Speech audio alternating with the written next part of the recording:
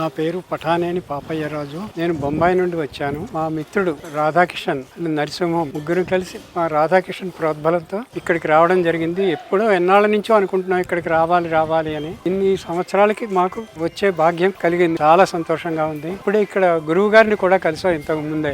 నిజంగా ఇలాంటి కాన్సెప్ట్ తీసుకుని ఇంత కష్టతరమైన పని ఎంత చక్కగా నిర్వర్తిస్తున్నారు అనిపించింది ఆయన చూసిన వెంటనే. చాలా డెడికేటెడ్ గా డివోటెడ్ గా చేస్తున్నారు. ఇక్కడ ఉండే స్టాఫ్ గానీ మిగతా వర్కర్స్ గానీ అందరూ కూడా చాలా చాలా బాగా పనిచేస్తున్నారు. నెక్స్ట్ ఇక్కడ పూజారులు కూడా చక్కగా అభిషేకం చేయించారు. నెక్స్ట్ గోశాలకు వెళ్ళాం. అన్ని కపిల గోవులను చూడడంతో చాలా ఆనందం కలిగింది. ఇక్కడ ఉన్నవన్నీ కపిల గోవులు, వాటికి అన్నిటికీ మేము వాటికి దాణా తినిపిస్తుంటే ఎంత ఆనందం కలిగిందో మాకు. అలాగే ఈ 12 జ్యోతిర్లింగాలు ఒకే చోట మన చేతులతో అభిషేకం చేయడం అనేది నిజంగా చాలా చాలా అదృష్టమైన పని. అది చాలా చాలా సంతోషంగా ఉంది మా అందరికీ. నిజంగా మాకు మిగతా కుటుంబ సభ్యులకి మిగతా మా ఫ్రెండ్స్కి కూడా తప్పకుండా ఇలాంటి అదృష్టం కలిగించాలి అని అనుకుంటూ వాళ్ళందరికీ కూడా ఈ విషయం చాలా తప్పకుండా చెప్పాలని ఉంది మాకందరికీ కూడా.